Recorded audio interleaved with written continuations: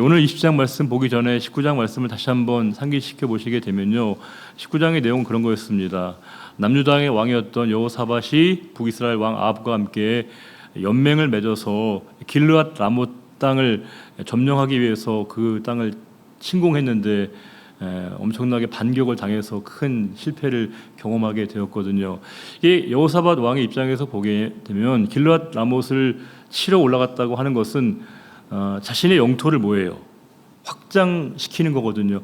나라를 좀 더 이렇게 넓히고 자신의 영향력을 확대하기 위한 그런 의도로서 그렇게 한 것인데, 오늘 본문의 20장의 내용은 정반대입니다. 본인은 가만히 있는데 주변에 있는 모압과 암몬 이런 여러 나라들이 연맹을 맺어서 그 남유다를 공격해 왔고, 여호사밧이 그 연합국 연맹군 앞에 꼼짝할 수 없는 그런 상황에서의 큰 위기를 맞았던 겁니다. 전자의 상황이 확대하려고 했을 때 당했던 그들의 저항, 반발이라고 할 때, 오늘은 뭐예요? 그들이 가만히 있는데 그 사방에서 그 여호사밧 왕을 무너뜨리려고 공격해 오게 되어지는 그 비참한 상황 가운데 할 수 있는 방법, 해야 될 수 있는 길이 뭔가를 오늘 본문이 보여주고 있습니다. 그 절체절명의 위기 가운데 여호사밧 왕이 할 수 있는 일이 뭘까, 해야 될 일이 뭘까라고 하는 겁니다. 당연히 국가적인 위기, 이건 남유다의 국가적인 위기이기도 하지만 여호사밧 왕의 입장에서 볼 때 뭘까요? 자신의 왕위가 흔들려지는 굉장히 심각한 상황이거든요. 그럼 뭘 해야 될까요? 내가 할 수 있는 일이 없어. 이건 뭐 내가 너무 무기력하고 한거불능의 상태이거든요. 그럼 뭘 해야겠습니까? 당연히 그는 기도의 자리로 나아가게 됩니다. 근데 이게 여호사밧 왕이 정말 잘한 게 뭐냐면 혼자 기도하지 않습니다. 나 혼자 가서 기도할게, 내가 혼자 가서 대표로 기도할게, 그렇게 하지 않고요. 뭐예요? 전 백성들을 다 모아서 함께 그들이 기도의 자리를 찾게 됩니다. 놀라운 일이죠. 우리가 함께 기도하는 그 자리에 주님이 함께 하신다는 것을 오늘 말씀이 이렇게 보여주고 있습니다. 우리가 함께 기도하는 그 자리에, 공동체적 기도의 자리에 주님이 함께 하시거든요. 우리가 물론 나 혼자의 기도도 주님이 언제나 들으시는 건 분명하지만, 분명한 건 함께 기도하게 되면 이 기도의 힘이 훨씬 더 이렇게 상승하게 되어지는 것, 시너지 효과를 거두는 것을 볼 때가 있습니다. 두 손을 맞잡고 기도하게 되면 서로가 이렇게 기도의 힘을 주고받게 되거든요. 지금 여호사밧은 모든 백성이 함께 이제 기도의 자리로 나와 함께 기도하자 기도를 요청한 것입니다. 기도를 도움을 청한 것이고요. 그 기도의 자리에 주님이 함께 하심으로 말미암아 역으로 또 뭐예요? 그들을 하나로 모으셨다는 겁니다. 함께하는 그 자리에, 그들이 그 자리에 주님이 함께 하셨고, 그 주님께서 그 모두를 또 하나로 묶으시는 그 역사적인 상황들을 오늘 말씀이 이렇게 보여주고 있습니다. 20장 보시게 되면 이제 모압 자손, 암몬 자손들, 또 이제 여러 아람 백성들이 이제 연합국이 되어져서 이스라엘을 공격하게 되어졌을 때 3절에 여호사밧이 두려움을 느끼게 되고 여호와께로 낯을 향하여 간구합니다. 뭐라고 얘기하는 겁니까?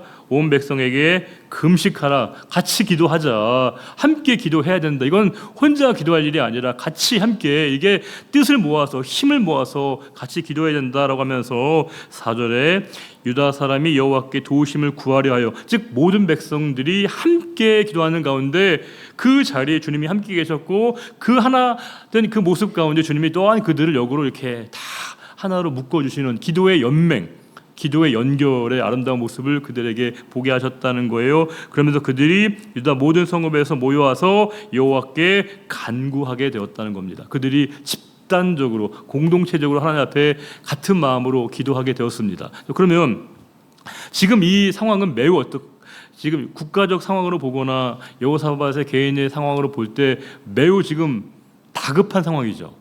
매우 지금 이것은 아주 다급한 상황이, 총각을 다투는 상황입니다. 이건 어떻게 해볼 수 있는 게 아니거든요. 이 다급한 상황에서 그들이 취하는 방법은 뭐였다는 거예요? 하나님께 기도의 자리를 찾았다라고 하는 겁니다. 우리가 다급한 상황을 만나면 당연히 우리가 기도가 흘러나오죠. 기도하지 말라고 해도 아이가 시험을 보게 되거나, 또 우리 남편이 뭐 어떤 어려움을 만나게 되거나, 뭐 진급이나 뭐 회사에서 여러 가지 어려움을 만나게 되거나, 혹은 내가 또 뭔가 이렇게 갑자기 이렇게 병원에서 의사분이 뭐 검사해보자, 라고 하는 얘기만 들어도 우리가 마음이 이렇게 쫄아들면서 기도하지 말라고 해도 새벽기도 나오시거든요. 이게 뭐 그렇게 말할 필요가 없더라고요. 서로 우리가 이렇게 다급한 상황을 만나게 되면 하나님 앞에 우리가 이렇게 기도를 하게 되어지는데, 우리가 다급한 상황이 우리를 기도의 자리로 인도하는 건 맞는데요. 여러분, 우리가 생각해 보시게 되면 보통 이럴 때 우리의 기도는 되게 조급해지게 쉽습니다. 그렇죠.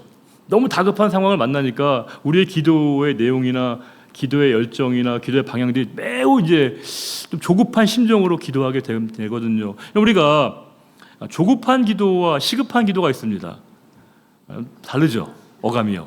조급한 기도와 시급한 기도는 좀 다른 거예요. 근데 보통 우리는 다급한 일을 만나면 우리의 기도가 되게 조급해져요. 조급해지게 됩니다. 그런데 기도는 언제나 뭐예요? 우선순위가 있다는 사실입니다. 기도에도 언제나 이게 다 순서가 있다는 사실이에요. 지금 이 다급한 상황을 만나게 되면 당연히 여호사밧이 기도할 건 뭘까요? 빨리 우리를 구해 주세요. 하나님 막아 주세요. 우리를 보호해 주세요라고 기도할 것 같은데, 보시면 아시겠지만 여호사밧의 기도는 매우 좀 순서를 달리합니다. 하나님 먼저 우리를 살려 주세요. 우리를 보호해 주세요라고 기도하지 않고요. 그건 좀 뒤에 나옵니다. 오히려 하나님이 하실 일들을 굉장히 길게 나열하는 기도를 하고 있거든요. 하나님이 이런 일을 하셨습니다. 하나님이 이러신 분이십니다라고 하는 기도를 하고 있다는 거예요. 우리의 기도가 매우 다르죠. 우리는 다급한 일을 만나면 빨리 하나님 이거 막 조급한 마음으로 그거 빨리 해결해 달라고, 관절시켜 달라고 하는 기도로 먼저 가게 되어지는데, 여호사밧이 우리에게 도전하고 있는 기도는 뭘까요? 기도에는 언제나 순서가 있는 거야. 순위는 모르겠지만 순서가 있는 거야, 이렇게 말씀하시면서 우리의 기도가 이게 뭔가 그러니까 다급한 기도가 아니라, 조급한 기도가 아니라 뭔가 시급한 기도, 내가 정말 나에게 필요한 기도, 나에게 뭐가 더 중요한지를 선별할 줄 아는 그 우선순위에 대한 지혜가 우리에게 필요하다는 것이고요. 그러하기에 우리가 어려운 일을 만날 때마다 더 우리가 영적 호흡이 길어져야 된다는 거예요. 우리가 사람이 뭔가 불안하고 두려워지게 되면 다 아시죠? 숨이 어때요? 가파져요. 빨라지게 됩니다. 숨이 가파지고 호흡이 이게 길어지게 되면, 빨라지게 되면요, 이게 뭔가 우리가 제대로 된 판단을 내리기가 굉장히 어렵거든요. 그때 내어주는 방법이 뭐예요? 길게 호흡하라, 심호흡 해보라, 이렇게 얘기하거든요. 우리가 기도라고 하는 것이 심호흡이라고 할 때 하나님 앞에 길게 좀 우리가 뭔가 하나님의 뜻을, 마음을 헤아리는 그런 기도가 필요하다는 것이고, 정말 놀랍게도 이 매우 다급한 상황에서도 그 여호사밧의 기도는 조급한 기도로 가고 있지 않고요, 매우 시급하게 먼저 구할 것이 무엇인가를 그 여호사밧이 보여주고 있다는 사실입니다. 그래서 여호사밧의 기도 보시면 여러분 너무 재밌어요. 너무 놀랍습니다. 5절에 여호사밧이 여호와의 전 셋들 앞에서 유다와 예루살렘 회중의 가운데 서서, 지금 백성 앞에서 지금 이 여호사밧이 대표기도 하고 있는 거예요. 그러면 하나님 빨리 살려주세요, 빨리 막아주세요, 빨리 보호해주세요, 이렇게 기도하는 게 맞을 것 같은데, 뭐라고 하냐면요, 6절에 이르되 우리 조상들의 하나님 여호와여, 주는 하늘에서 하나님이 아니시나이까. 이게 지금 이 여유를 가질 것 같지 않거든요. 하나님 빨리 우리 살려주세요, help me, 이렇게 기도할 것 같은데, 하나님은 이러신 분이십니다, 하나님은 이렇게 행하신 분이십니다라고 하는, 어찌 보면 굉장히 좀 너무 느긋한 것 같은, 좀 뭔가 굉장히 이렇게까지 기도해도 되나 싶을 만큼의 기도를 하고 있는데, 그러나 이 여호사밧의 기도는 매우 더 중요한 기도가 있었다라고 하는 거예요. 그러면서 이방 사람들의 모든 나라를 다스리는 분이 하나님이 아니십니까? 하나님이 누구이신가를 백성들에게도 알게 하고 본인에게도 알게 한다는 겁니다. 우리가 기도한다는 것은 다른 말로 얘기하면 뭘까요? 하나님께 기도한다는 건 뭘 또 우리가 생각하고 있는 거예요? 우리가 하나님 앞에 기도할 때 우리는 내가 필요하고 원하는 것들을 구하는 기도, 강청기도, 간구기도 하지만, 그 기도의 전제에는 뭐가 있는 걸까요? 하나님이 누구이신가를 내가 확인하는 거거든요. 그 하나님이 누구이신가를 내가 확인해야 그분 앞에 내가 구하는 의미가 있는 거예요. 내가 구하는 그분이 전능하신 분이시고 모든 것을 해결할 수 있는 그 능력이 그분에게 있다는 걸 내가 믿어야 기도가 가능한 것이거든요. 이 사실을 본인도 확인하는 것이고 백성들 모두가 다 그것을 깨닫고 있는 겁니다. 하나님은 이러신 분이십니다. 하나님은 모든 것의 주관자이시고 만물의 주제이십니다. 모든 것을 다스리시는 분이 바로 하나님이십니다. 하나님이 누구이신가를 각성하고 깨닫는 그 고백을 기도의 자리에 가장 먼저 그가 시급한 기도 기도의 제목으로 삼고 있었다라고 하는 겁니다. 하나님, 그러하게 이 기도는 뭘까요? 하나님이 누구이신가를 고백하는 것, 하나님이 누구이신가를 표현하는 것이 바로 우리들의 기도의 우선순위에 놓여야 한다는 것을 우리에게 말씀해 주고 있습니다. 그러면서 주의 손에 권세와 능력이 있사오니 능히 주와 맞설 사람이 없나이다. 너무 한가롭게 기도하셨으니까 너무 이렇게 느긋하게 기도해도 돼. 근데 지금 그는 지금 국가적인 상황, 개인의 위기도 있지만 하나님이 누구이신가, 하나님이 어떤 분이신가를 본인에게도 스스로 고백하는 기도이기도 하고 백성들에게도 그것을 알려주는 기도인 겁니다. 여러분들이 공동체 가운데 기도하실 때도 이 기도의 내용이 꼭 반드시 우리가 이 기도의 내용이 들어가셔야 됩니다. 여러분들이 앞에서 기도하시거나 구역에서 대표 기도하실 때에도 하나님이 어떤 분이시고 하나님이 우리에게 어떻게 행하셨는가를 반드시 그 기도 안에 당연히 우리가 집어넣어야 되는 거예요. 포함시켜야 되는 겁니다. 우리가 구하는 것을 구하기 이전에 우리가 구할 그 하나님이 누구이신가를 먼저 정확하게 우리가 알아야 되거든요. 우리가 구하는 그 대상이 어떤 분이신가를 내가 명확하고 분명히 알고 난 다음에 그 하나님 앞에 구하는 기도가 되는 것이죠. 우리는 진공 중에 기도하는 거 아니거든요. 허무 중에 공중에 우리가 기도를 쏘아버리는 게 아닙니다. 우리는 뭐예요? 인격자이신 그 하나님 앞에 내가 기도하는 것이기 때문에 그 인격자이신 하나님이 누구이신가를 정확히 아는 게 필요한데 여호사밧은 진짜 그 기도의 우선순위 가운데 그 기도가 무엇으로 시작되어야 되는가를 이 다급한 상황에서도 이 기도의 우선순위의 문제를 이 여호사밧이 놓치고 있지 않았다는 게 여호사밧이 갖고 있는 믿음의 깊이를 보여주고 있습니다. 평소에 저와 여러분이 어떻게 기도하는가가 내 믿음의 모습을 그대로 반영해 주는 거예요. 우리가 어떻게 기도하고 있고 무엇을 위해 기도하고 있고 우리가 어떤 식으로 기도하고 있는가가 결국 그 기도의 모습과 기도의 내용이 내 믿음의 방향과 내 믿음의 내용을 결정짓게 되는 것이거든요. 이 기도를 보게 되면 여호사밧이 어떤 믿음의 사람이었는가를 그대로 보여주고 있다는 거예요. 여러분들이 판단할 수는 없지만 판단해서도 안 되지만 여러분들의 기도만 들어보면 기도를 우리가 이렇게 딱 보고 들으면 이분의 생각이 어디에 있고 이분이 지금 마음이 어떻게 구성되어 있고 이분의 마음이 어디로 쏠려 있는가가 기도문에 반드시 드러나게 됩니다. 권사님 좀 전에 기도하셨지만 그 권사님 기도하실 때 그냥 기도하지 않으시거든요. 정말 절차 탁마하는 마음으로 정말 그 기도하는 하나 가운데 마음과 생각과 뜻을 다 담아서 기도하기 때문에 그분의 기도를 하는 걸 보게 되면 기도의 내용을 보게 되면 그분의 마음의 중심이 어디로 쏠려 있는가를 보여주고 있기 때문에 기도가 그래 중요한 거예요. 지금 여호사밧의 이 기도를 보게 되면 여호사밧의 마음이 어떻게 되어 있고 여호사밧이 지금 누구를 향하여 기도하고 있는가, 그가 지금 바라보고 있는 하나님이 누구이신가를 이 여호사밧이 정확하게 알고 있구나라는 것을 보여주고 있습니다. 그러면서 또 하나님 어떤 일을, 기도는 결국 그런 거지 않습니까? 찬송이라고 결국 기도가 크게 보면 하나님에 대한 찬양도 포함되는데 찬양이라고 하는 게 뭐가 포함되어야 되는 거예요? 찬송은 결국 두 가지거든요. 찬송과 찬양은 두 가지가 반드시 필수 요소인데 뭐예요? 하나님이 누구이신가, 또 하나님이 무엇을 행하시는가, 이걸 우리가 고백하는 게 찬양해야 됩니다. 하나님이 어떤 분이신가를 고백하는 게 찬양이어야 되는 것이고 하나님이 어떤 일을 행하시는가를 고백하는 것이 바로 이게 찬양이고 찬송이거든요. 지금 이 여호사밧의 기도 안에 그 찬양의 요소가 너무 잘 담겨 있습니다. 즉 앞에는 하나님이 어떤 분이셨는가, 어떤 분이신가를 보여주고 있고요, 말씀하고 있고 뒤에는 뭐예요? 그 하나님이 무엇을 행하셨는가, 어떻게 행하셨는가를 보여주고 있다는 거예요. 7절에 우리 하나님이시여 전에 이 땅 주민을 주의 백성 이스라엘 앞에서 쫓아내시고 그 땅을 주께서 사랑하시는 아브라함의 자손에게, 아브라함까지 골라가요. 지금 내 상황이 여기 지금 내 코가 석자인데 지금 아브라함부터 지금 그 기도가 이렇게 올라가고 있다는 거, 소급하고 있다는 거예요. 우리 같으면 이거 안 될 것 같거든요. 그건 나중에 하고 지금 내 문제, 내 발등에 떨어진 문제 빨리 해결해 주십시오라고 기도할 것 같은데 이 여호사밧의 기도는 매우 우리들에게 많은 것을 보여주고 도전하고 있는 기도라고 하는 거예요. 그러면서 8절에 그들이 이렇게 행한 것들 다 이 모든 난리와 어려움들을 주께서 다 들으셨고 9절 말씀도 보시게 되면 그들이 이 성전 앞과 주님 앞에서 환난 가운데 주께 부르짖은즉 뭐예요? 주께서 들으시고 구원하셨습니다라고 하는 거예요. 하나님은 그런 분이십니다. 그러하게 우리가 이 시간 구할 때에도 반드시 들으십니다 라고 하는 고백이 있는 거죠. 10절에 옛적에 다시 과거로 또 올라갔어요. 이스라엘이 애굽에서 나올 때 암몬 자손과 모압 자손과 세일산 사람들을 침노하기를 주께서 용납하지 아니하심으로, 그때 하나님이 그들이 우리에게 대적했을 때 우리가 그들에게 복수하고 보복하고 싶어 했으나 하나님 뭐예요? 허락하지 않으셨다는 거예요.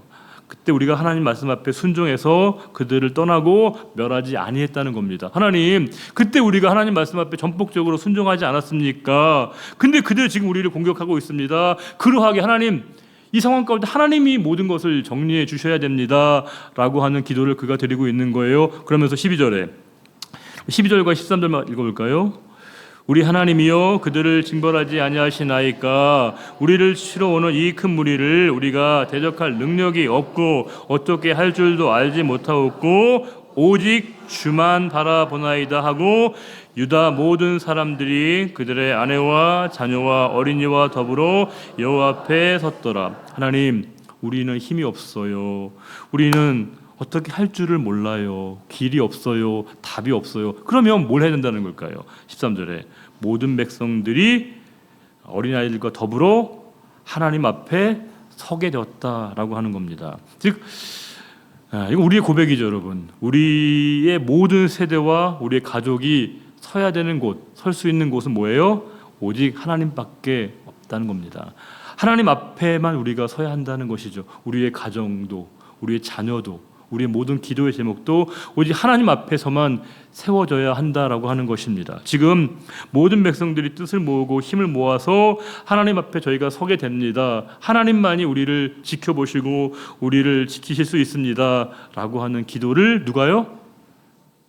여호사밧이 하고 있다는 겁니다. 와, 진짜 너무 기가 막힌 기도이죠. 하나님, 우리는 하나님밖에 없습니다. 하나님 앞에만 서 있습니다 라고 하는 거, 이거는 정말 절체절명의 위기를 만나지 않아 보면 할 수 없는 기도입니다. 하나님, 우리는 오직 하나님밖에 없어요. 길이 없습니다. 답이 없습니다. 뭘 해볼 수가 있는 게 없습니다. 오직 하나님 앞에만 저희는 서 있습니다 라고 하는 것입니다. 그 기도를 그가 드렸을 때 이제 그들에게 어떤 일이 벌어졌는가 보게 되면 14절에 한 사람이 등장합니다. 누구냐면 야하시엘. 야하시엘은 누구냐면 아삽 자손이래요. 아삽은 뭐 하는 사람이에요? 하나님을 찬송하는 백성인데, 하나님을 찬송하는 백성의 자녀인데요. 그가 이제 뭐예요? 그에게 뭐가 임한 거예요? 여호와의 영이 그 야하시엘에게 뭐예요? 임했다는 겁니다. 자, 여호와의 영은 뭐예요? 우리가 알고 있는 말로 하면 성령. 구약에서의 성령을 이렇게 표현하고 있습니다.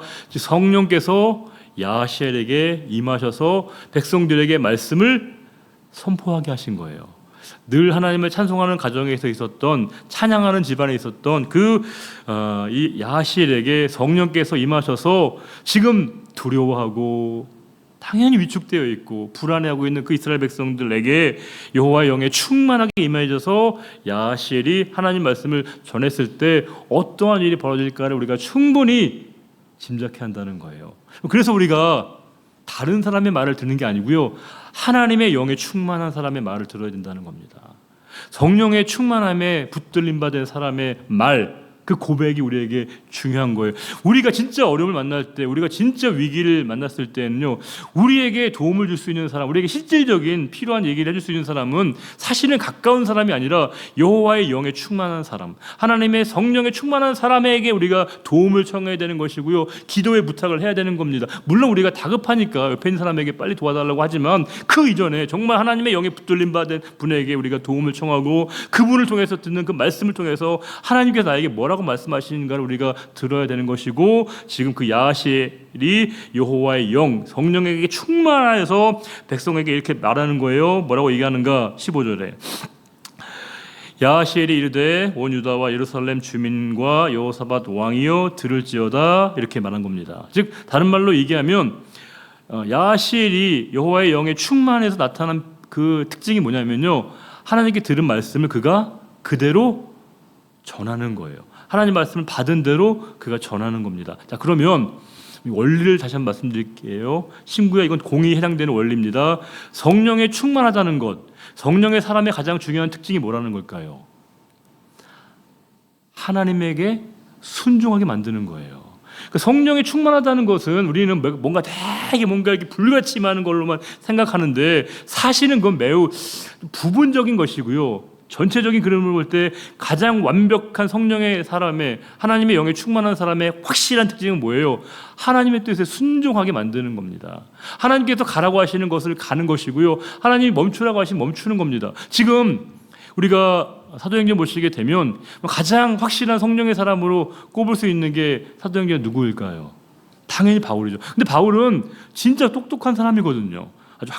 바울 서신을 보시게 되면 원문을 보게 되면 진짜 놀랍습니다. 이렇게까지 탁월한 식견과 정말 성경에 정통하고 정말 모든 철학과 신학이 아주 조예가 깊은 그 사도 바울인데 진짜 공부 많이 하고 진짜 기도 많이 하고 경험도 많은 사람이거든요. 그러면 사람이 모든 것을 다 갖추고 있다고 생각하면 되게 뭐가 세요?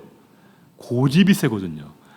자기 자아가 되게 강하거든요. 그런데 바울을 보면 성령께서 그에게 말씀하시고 깨닫게 하시면 미련 없이 그거를 이렇게 내려놓습니다. 이게 되게 이상하거든요. 우리는 보통 성령의 충만함을 힘을 빌려고 할 때가 어떨 때예요? 내가 하고 싶은 뭔가가 있을 때 하나님 이걸 좀 도와주세요. 이거 필요해요. 힘을 실어주세요. 저에게 힘 있게 해주세요. 이렇게 우리가 기도하는데 바울은 그 많은 계획을 했지만 성령께서 그냥 마게도냐로 건너와 그러면 모든 계획 다 정리하고 거기에 따르게 된다는 거예요. 이게 말이 안 되거든요. 우리 상식에 따르게 되면. 근데 그게 바로 성령의 사람의 아주 뚜렷한 특징이 된다는 겁니다. 내가 정한 방향이 있고 내가 원하는 길이 있고 내가 가고자 하는 뜻이 있지만 성령께서 나에게 전혀 다른 길을 말씀하시면 그 길에 내가 전폭적으로 그것을 순종하게 하는 것. 즉 그래서 성령 충만의 가장 중요한 특징은 뭐예요? 순종이라고 하는 거예요. 역설적으로 순종입니다. 하나님의 뜻에 순종해서 그가 말씀을 전하는 거예요. 그가 임의대로 생각한 대로 그가 하고 싶은 대로 말을 하는 게 아니라 성령께서 백성들에게 전하게 하실 말씀을 그가 받아서 전하고 있는 겁니다. 그러면서 이렇게 얘기하는 거예요. 너희는 그들 두려워하지 마. 그들 두려워하지 마. 놀라지 마. 이 말이 되게 좋은 말이지만 이게 그 말이 힘이 없을 때가 있습니다. 우리가 아유 너 힘내. 아유 용기 내죠. 용기 가져.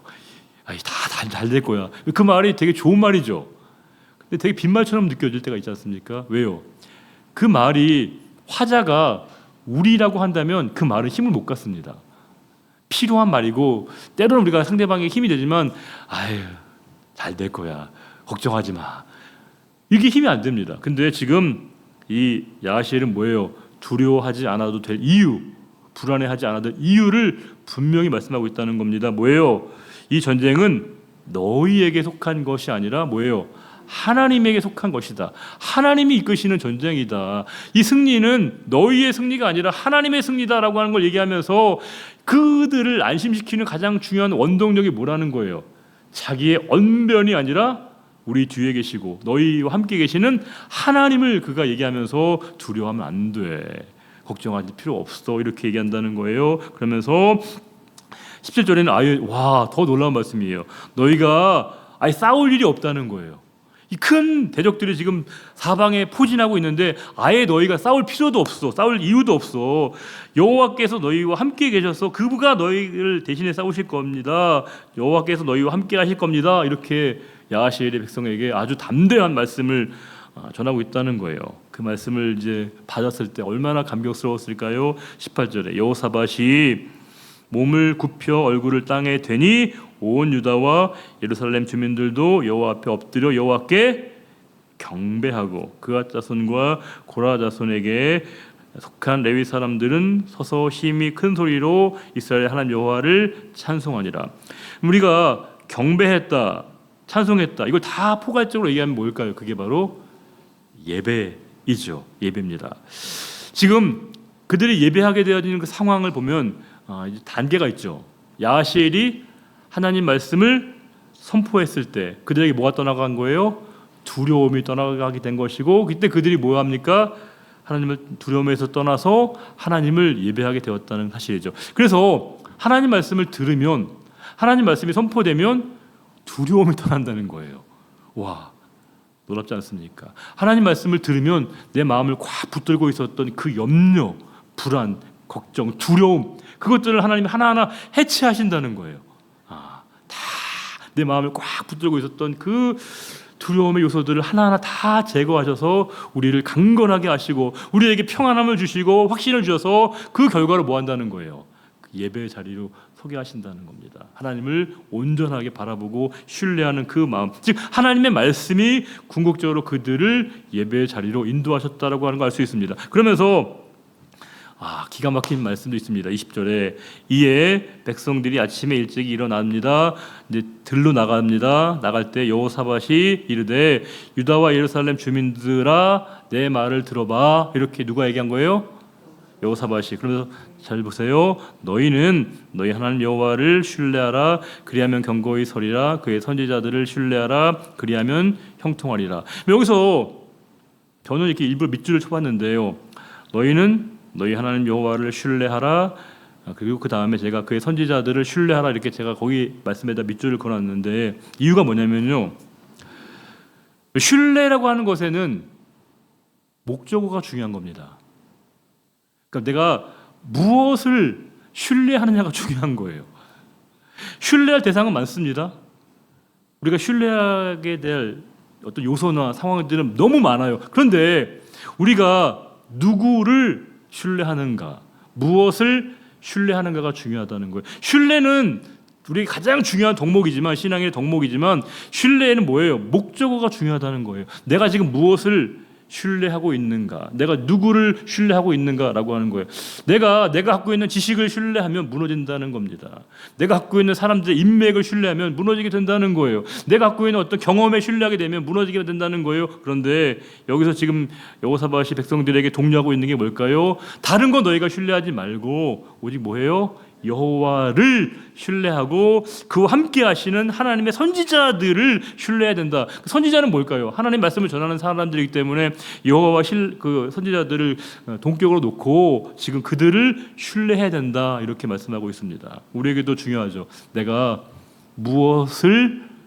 누구를 신뢰하고 있는가, 나의 신뢰 목적어가 누구인가가 언제나 우리가 점검받아야 될 지점이라고 하는 거예요. 내가 무엇을 신뢰하고 있는가. 지금 여호사밧은 하나님을 여호와를 신뢰하라, 또 그리고 그의 선지자들을 신뢰하라 이렇게 말씀하고 있습니다. 그리하면 견고하게 설 것이고 너희가 형통하게 될 것이다 이렇게 얘기하고 있습니다. 그러면서 너무 기가 막힌 말씀이 계속되고 있습니다. 백성과 더불어 의논하고 노래하는 자들을 택하여 거룩한 예복을 입히고 군대 앞에서 행진하며 여호와를 찬송하여 이르기를. 지금 여러분 웃기죠? 지금 상황이 정리가 된 게 아니에요. 이긴 거 아니에요. 아직 아니에요. 싸움을 치르지도 않았습니다. 상황은 정리된 것도 아니고 종료된 것도 아니에요. 근데 그들이 다 만반의 준비를 하고 하나님께 감사하면서 그 하나님께 찬송하고 있다는 겁니다. 그러면서 그의 인자하심이 영원하다라고 얘기하고 있습니다. 여호와께 감사하라. 그의 인자하심이 영원하다. 인자는 뭐라고요? 중요한 단어 헤세드. 하나님의 헤세드가 영원하다라고 고백하면서 찬송하고 있다는 겁니다. 쭉 내려가셔서 보시게 되면 30절 보시게 되면요. 여호사밧의 나라가 뭐예요? 태평하였으니라고 되어 있습니다. 자, 그러면 이때 뭐예요? 이때 찬송해야 되는 게 맞거든요. 그렇지 않아요? 상황이 정리되고 모든 게 다 이렇게 다 끝이 난 다음에 찬송하는 게 맞지 않습니까? 이게 그래야 찬송이 나오는 것 같은데 태평하다는 말은 뒤에 나와 있습니다. 30절에 가서요. 싸움도 아직 치르지도 않았어요. 전쟁이 아직 수행한 것도 아닙니다. 그런데 뭐예요? 이미 그들은 하나님께 찬송하고 있다는 겁니다. 찬송은 우리가 태평할 때만 부르는 노래가 아니라는 거예요. 내 모든 상황들이 다 이렇게 정리가 되고 끝나고 날 때만이 하나님께 찬송하는 게 아니라는 겁니다. 찬송은 지금부터, 이제부터 해야 되는 게 바로 찬송이라고 하는 겁니다. 지금 제가 늘 여러분들에게도 자주 드릴 말씀 중에 선행적인 기도가 필요하고 선행적인 감사가 필요하다는 말씀 많이 들었죠, 여러분. 우리가 보통 감사라고 하면 우리는 뭐예요? 어떤 일이 끝나고 나면, 정리가 되면, 마치고 나면 하나님 감사해요 이렇게 기도하지 않습니까? 근데 성도의 감사는 뭐예요? 미리 선행적으로 하나님께서 이루실 줄을 믿고 감사하는 것이거든요. 하나님이 행하실 것을 믿고 선포하면서 우리가 감사하는 거예요. 지금 찬송도 지금 어떤 일이 다 끝나고 났을 때 하나님이 이루신 것을 찬양하고 찬송하는 게 아니라 하나님이 어떤 일을 행하실 것을 내가 믿고 확신하기 때문에 먼저 그들이 하나님을 찬송하고 있다는 거예요. 얼마나 놀랍습니까? 그들이 지금 하나님에 대한 벅찬 기대감, 지금 그 이전까지는 그들의 마음을 꽉 붙들고 있었던 두려움, 걱정, 염려, 이런 정서가 전혀 느껴지지 않습니다.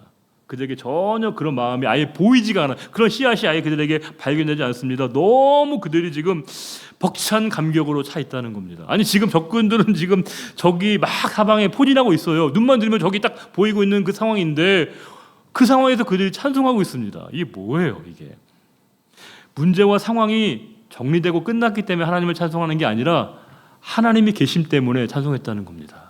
하나님에 대한 믿음으로 말미암아 그들이 찬송했다는 거예요. 그러니까 언제나 우리의 찬송은 하나님이 그 모든 찬송의 전부이셔야 한다는 것을 얘기하고 있다는 거예요. 아, 하나님, 이제 하나님이 우리와 함께 계심을 믿습니다. 하나님이 행하실 일들 저희가 신뢰합니다. 그러니까 찬송하지 않습니까? 먼저 그들이 막 하나님께 찬송하고 있고 하나님의 그 인자하심을 영원하도록 그들이 높여드리고 있습니다. 그러면서 22절 말씀도 기가 막히죠. 그 노래와 찬송이 이제 시작되어졌을 때 여호와께서 복병을 두어서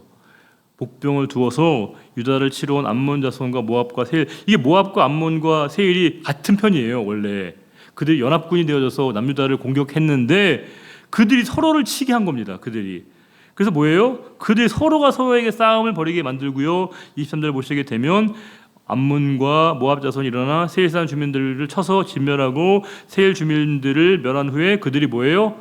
자중질환이 일어나게 된 겁니다. 남유다 백성들은 정말 피 한 방울 흘릴 필요도 없이 이거 뭐라고 해야 되나? 이거 전문적인 용어로 이렇게요. 그들은 뭐 한 것도 없이 그들이 다 모든 일들을 결과물을 받아보게 된 거예요. 그러면서 그 전쟁의 그 전리품도 어마어마합니다. 24절에 유다 사람이 들망대에 이르러 그 무리를 본즉 땅에 엎드러진 시체뿐이고 한 사람도 정말 피한 자가 없을 만큼 모조리 다 그들이 패하게 된 겁니다. 여호사밧과 그의 백성이 가서 적국의 물건을 탈취할세 전리품을 취하게 된 거예요. 재물과 의복과 보물이 많아서 이거 수거하는데 며칠 걸렸다는 거예요. 3일이 걸렸다는 겁니다. 이거 어마어마한 전리품이죠. 완벽한 승리입니다. 그래서 26절에 그들이 그 승리를 거두고 난 다음에 다 전리품 수집하고 난 다음에 3일간 다 모아온 다음에 네 번째 되는 날, 넷째 날에 그들이 다 모여서 어디 모인 거예요? 브라가 골짜기. 여러분 브라가 골짜기 들어봤어요? 유사일에 처음으로.